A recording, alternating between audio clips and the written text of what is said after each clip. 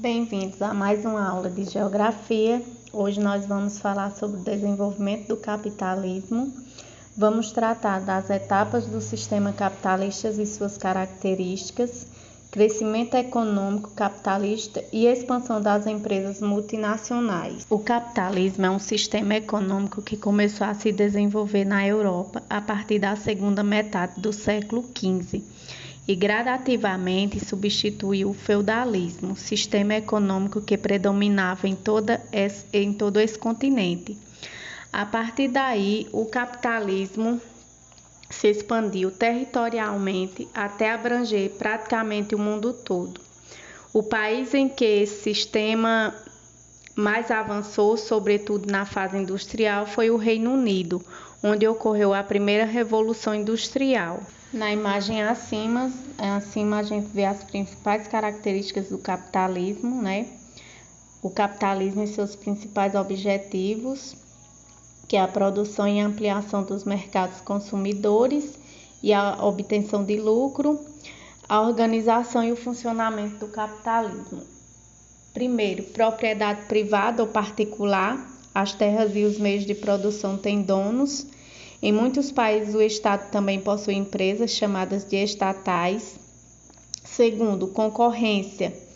As empresas competem entre si pelo mercado consumidor. No entanto, há situações em que uma empresa cresce tanto que chega a não ter concorrentes e constitui um monopólio ou se organiza com outras para controlar um setor, caracterizando o oligopólio. Na maioria dos países, há leis para coibir a formação de monopólios e oligopólios, pois eles impedem a livre concorrência. Terceiro, trabalho assalariado e terceirização. As empresas pagam um salário aos trabalhadores contratados para que desempenhem alguma função produtiva ou terceirizam algumas atividades para outras empresas que, por sua vez, também contratam trabalhadores assalariados. E quarto, a lei da oferta e da procura. De forma geral, quando aumenta a oferta de um bem de consumo ou serviço, seus preços diminuem.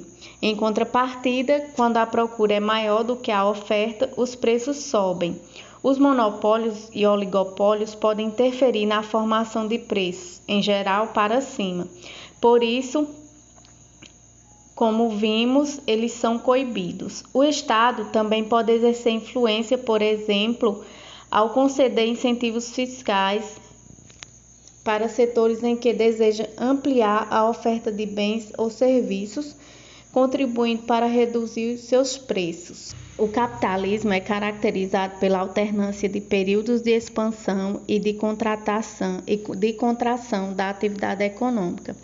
O período de contração caracteriza uma crise econômica e houve várias delas ao longo da história. Até 2018, a crise mais recente havia começado em 2008, no mercado imobiliário dos Estados Unidos. Seu estopim foi a enorme expansão de empréstimos para pessoas comprarem imóveis e milhares de pessoas não conseguiram pagar suas hipotecas. Com isso, os bancos executaram a dívida e muitas delas perderam suas casas. Com o excesso de oferta de imóveis no mercado, os preços caíram e os bancos não conseguiram vender essas casas para recuperar os empréstimos feitos. Muitos bancos tiveram elevados prejuízos e alguns foram à falência. Com isso, a crise foi se espalhando por outros setores da economia estadunidense e, com o passar do tempo, atingiu outras partes do mundo. Durante as crises, há um período de diminuição do ritmo de crescimento econômico, em que as empresas reduzem a produção e muitas vão à falência e o desemprego aumenta. No entanto, após algum tempo, a economia se arranja e volta a crescer, gerando novos negócios e empregos. O Estado pode ajudar nesse processo. Entre outras medidas, pode reduzir a taxa de juros para estimular os investimentos, reduzir impostos para aumentar o consumo e ampliar a oferta de empréstimos às empresas por meio de bancos estatais e, eventualmente, até comprar parte das mais problemáticas. Essas medidas foram tomadas, por exemplo, pelo governo dos Estados Unidos durante a crise econômica iniciada em 2008. Não fosse a ajuda governamental, o número de empresas que faliram seria muito maior. O capitalismo é um sistema que envolve muitos países e assumiu formas e ritmos de desenvolvimento distintos nas diferentes regiões do mundo. Historicamente, o desenvolvimento capitalista concentrou mais riquezas em alguns países em detrimento de outros e em uma classe social em detrimento de outras. A desigualdade entre as nações definiu a divisão entre países desenvolvidos e países em desenvolvimento. E a desigualdade entre as classes sociais em cada país definiu a divisão entre ricos e pobres, com a classe média entre esses dois extremos.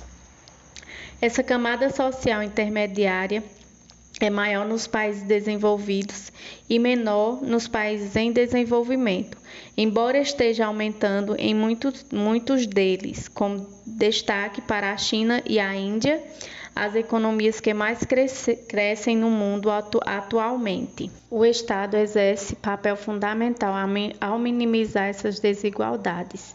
Em diversos países da Europa, sobretudo após a Segunda Guerra Mundial, sucessivos governos implantaram o estado do bem-estar, responsável por promover políticas sociais de investimentos em educação, saúde, habitação, previdência, direitos trabalhistas, que diminuíram as desigualdades sociais. Isso contribuiu para melhorar as condições de vida da população, mesmo entre os mais pobres. Já nos Estados Unidos, país tradicionalmente avesso a muita intervenção estatal na economia, o estado de bem-estar é menos disseminado do que em países da Europa. Por isso, as desigualdades sociais são mais acentuadas nos Estados Unidos do que em outros países desenvolvidos.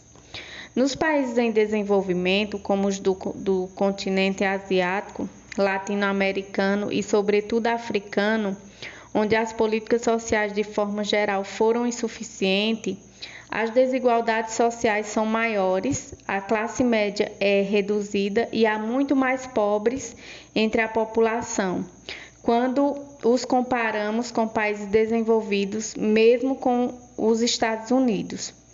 De acordo com as transformações ocorridas ao longo de sua história, podemos identificar 4 etapas fundamentais do desenvolvimento capitalista comercial, o comercial, o industrial, o financeiro e o informacional. O capitalismo comercial teve origem na Europa, alcançando seu auge nos séculos 17 e 18, com o comércio de mercadorias como metais preciosos e produtos tropicais. Nessa época, pessoas de diversos grupos étnicos da África foram capturadas, escravizadas e vendidas como mercadorias nas Américas. Na época, o comércio e a posse de pessoas escravizadas eram uma atividade considerada legal e rendia muito dinheiro a traficantes europeus e aos fazendeiros que a utilizavam como mão de obra nas plantações do continente americano. Hoje em dia, a escravidão não é aceita legalmente em nenhum país, embora continue existindo sob modalidades diferentes e de forma clandestina. Com a expansão marítima europeia, novas rotas de comércio foram definidas e o volume das trocas aumentou significativamente. Esse foi o início da expansão do capitalismo, que integrou o espaço geográfico mundial em uma extensa rede de comércio. Nessa época, porém, os meios de transporte eram muito precários em comparação com os de hoje, e as viagens transoceânicas chegavam a durar meses. A expansão do capitalismo comercial resultou no colonialismo, isso é, no domínio de novos territórios e sua exploração como colônias, sobretudo as latino-americanas, como Brasil, México e Cuba, com utilização do trabalho de pessoas escravizadas. Isso favoreceu o enriquecimento dos comerciantes e o acúmulo de capitais na Europa, o que serviu para financiar a chamada Revolução Industrial. Extensas áreas do mundo foram conquistadas pelas potências europeias nas fases inicial da expansão capitalista. No final do século XVIII, começou no Reino Unido a chamada Revolução Industrial.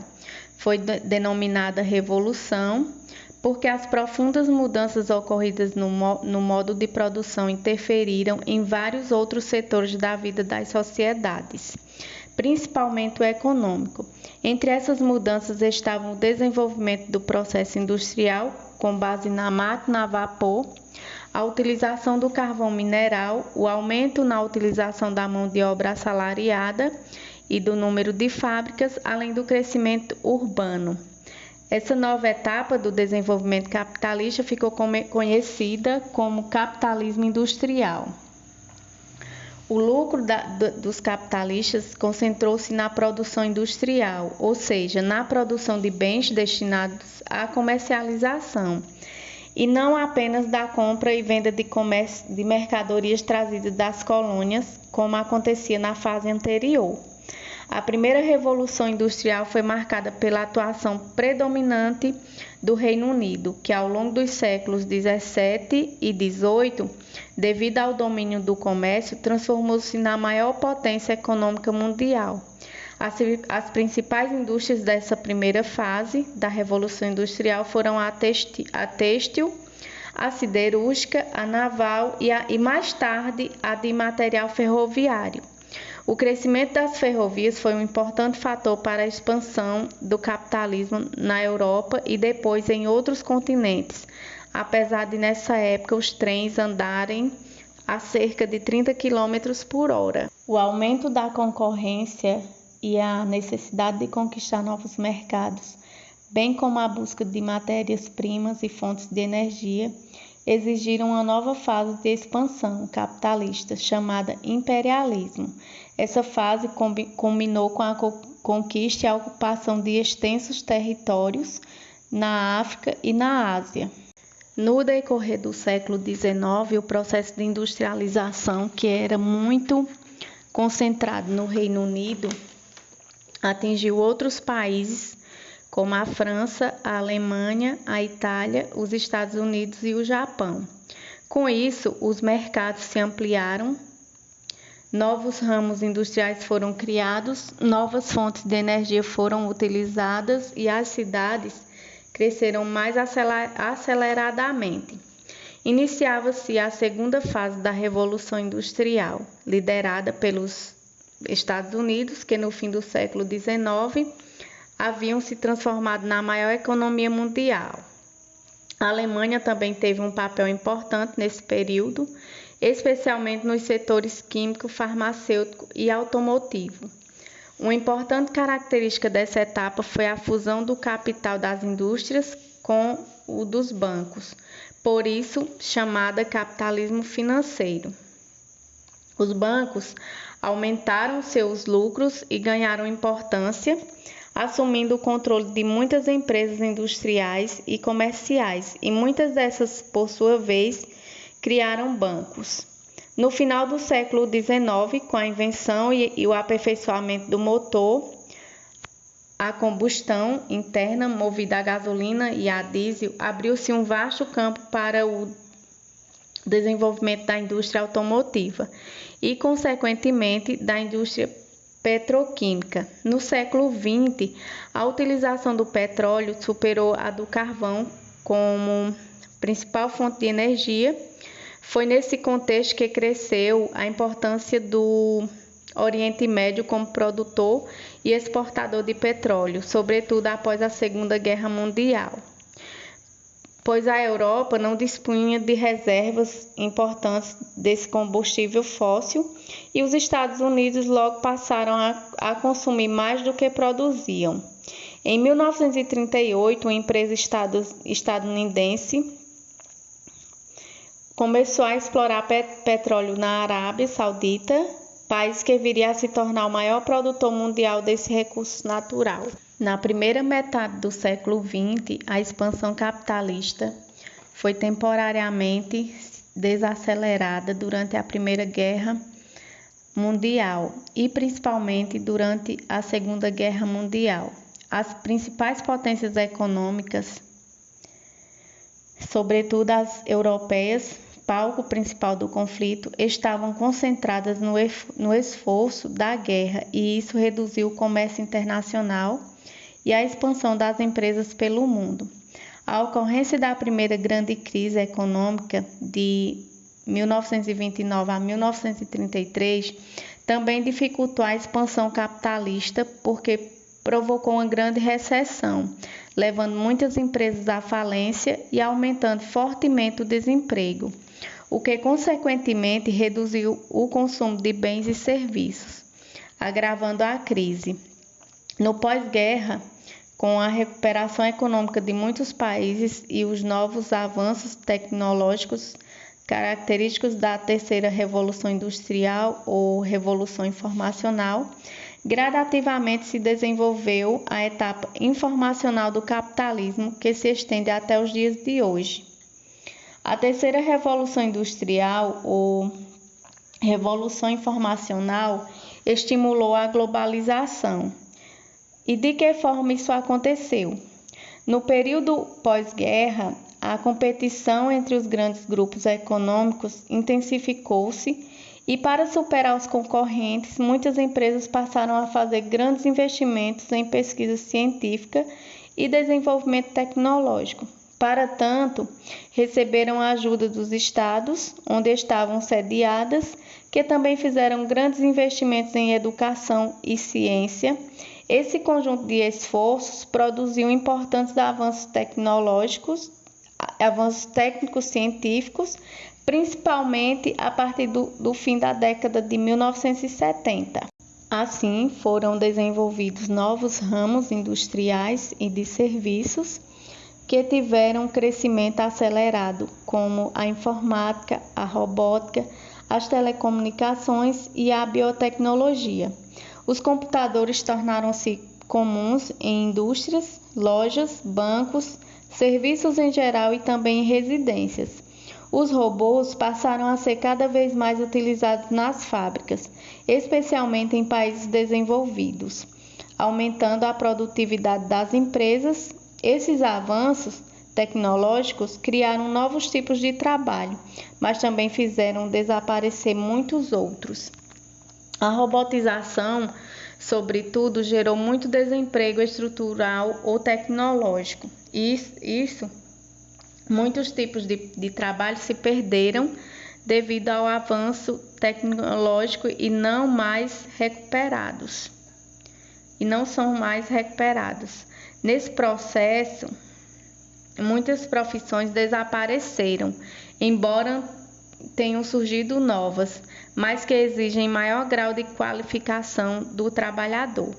As telecomunicações avançaram de forma vertiginosa e hoje conectam o mundo por diversos meios: satélite, telefone, rádio, televisão, entre outros. A internet também se difundiu, passando a interligar vários lugares do mundo numa rede global de computadores. Esses avanços tecnológicos caracterizam, como vimos, a terceira revolução industrial ou revolução informacional,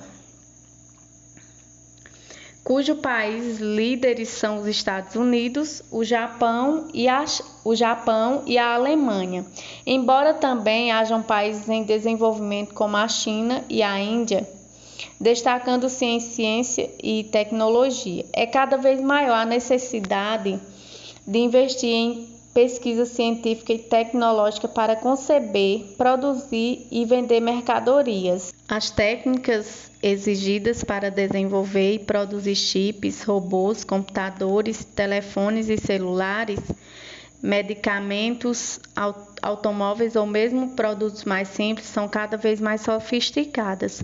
Os centros industriais típicos da Revolução Técnico-Científica concentram essas modernas indústrias e serviços e são chamados de parques tecnológicos ou tecnopolos. Eles são associados a universidades e centros de pesquisa e a maioria deles se encontra nos países desenvolvidos. Mas há também alguns importantes tecnopolos em países em desenvolvimento. Entretanto, grande parte da população mundial ainda não dispõe sequer de saneamento básico e energia elétrica, conquistas da era industrial nos países desenvolvidos.